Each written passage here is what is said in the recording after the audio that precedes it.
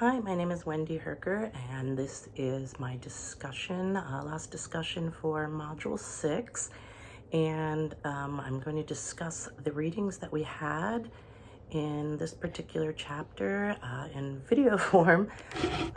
So let me take you through what we did have to do. We had to do writing and the Reading Connections book, chapters 14 and 15. And that had two authors, or two different, chapter 14 had Boardman and Butt-Falotsky, and it talked about integrating reading and writing, centering on language, heavy scaffolding, and making sure that we honor others' linguistic identity. We had to also look at chapter 15, and that was talking about the needs of the struggling readers and writers, and that was three authors, Herbert, Bazis, and Santangelo. I think that I will start with those, and then I'll go to the other readings. So my takeaways from those were that writing and reading are so interactive at this stage. I do middle school, and writing certainly influences reading, and how you read or what you read certainly influences your writing, which is what they talk about in these two chapters. We need to use very explicit strategies when we're teaching at this stage. We also need to learn to scaffold them, and some of them pretty heavily, before they're able to go on to independence. And we need to make sure that we have real literacy tasks across the content areas, which seems to be a really big focus in my district right now. The next one I read was The Cultural Sustaining and Translingual Approaches by Flores. And that really did hit heavy about how we really have to honor our multilingual identities.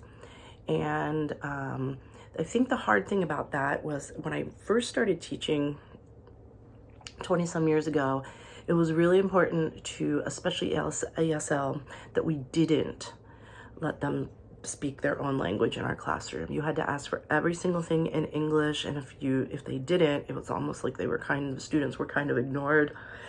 They didn't really support us having one student help support another. That was really frowned upon. It was really just supposed to be, you have to learn our system and you have to learn it.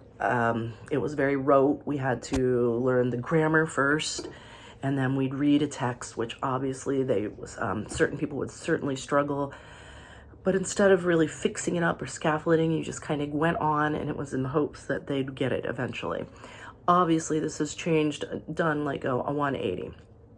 So now we want to look at each person's different background, and we want to invite that in, their heritage, their culture, diversity, and we want to integrate our reading and writing instruction while using their and honoring their multilingual identity.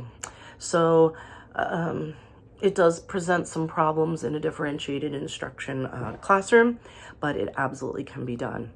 The most important part is to really recognize, it seems like through all the readings, that we really need to be intentional.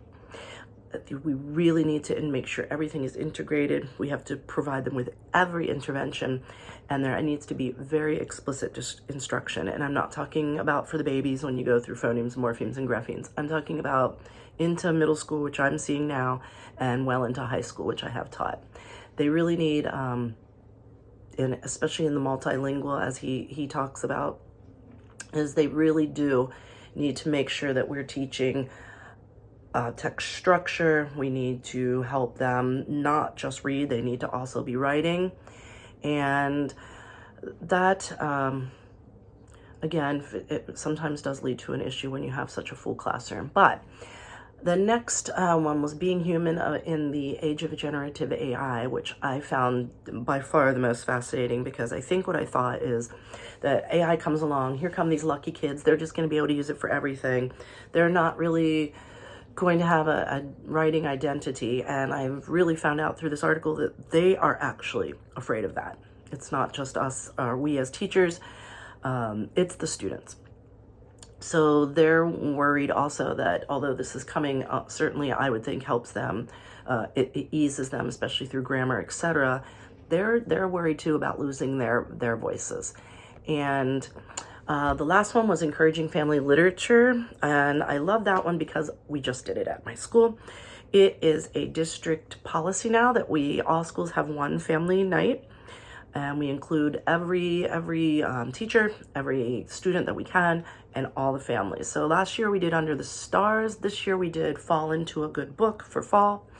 And the reason this is so important is what is mentioned in this paper is about deserts for literacy and students not having books at home or that type of literature or reading at home, which I guess, knowing what I know now, I absolutely understand that. But when I walked into this profession years ago, I just assumed that everybody had read Goodnight Moon and we've gone up this path.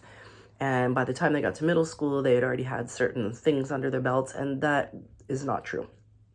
The story that Professor Kimball told was about driving through somebody's neighborhood, and I honestly wonder if that wouldn't be the best idea for everybody to do in their pre-planning days, to be quite honest. We're certainly out of the thing where you're not going to stop by in their house or their their neighborhood, what have you, and just drop in, but it certainly helps for you to get to know them. So now I can see, looking through these papers, that including ESL students, it's very important that we include the families and not mom and dad either. There's extended families. We had a lot of grandparents. We had a lot of younger siblings who came and really enjoyed it. We set up a giant Scrabble board, a giant Jenga board, and all sorts of games. And then we made them like phonetic or literature based, and the kids loved it. They didn't want to go home. So I think that was quite a success. It was the first one I was really quite involved in. The questions that I would still have, the two that really stand out, of course, are, what are we going to do when we are so heavy on state mandated testing and some of our students aren't going to be there? You can't come in speaking another language and be expected to, just test as well as the person who's been here their whole lives. And we've got to think of a better way to do something with these high stakes assessments. The other one, of course, the question I have is AI. What are going to be the rules? This is coming down the pipe as I'm literally sitting here speaking. We're putting policies in place. And the second one is, what do we do with all of this? Teaching to test or teaching scaffolding and differentiated instruction and what have you. When all these, we need these small group interventions, but you have a class of 34 of very varying levels. So this unit, Module 6, really pulled that together for me and gave me these hardcore questions that I have to think about, but that will send me off at the end of this year and or this semester with some good questions that I can take to my literacy team. I certainly, none of us probably can solve this, and it's going to take a team. So I'm going to go with some of these readings and with some of these questions, and I'm going to want to hear real, practical solutions. And now that I'm aware of so many of the theories, I can say yay or nay. I can be an active participant, which makes me feel really good, especially in my school and as part of my literacy team now. So I do appreciate everything so far that we've learned in this course, but Module 6 really allows me to ask those tough questions that some people probably aren't going to want to hear. But it's been a pleasure working with all of you this semester. I wish you the best in your future endeavors, and I will see you next semester.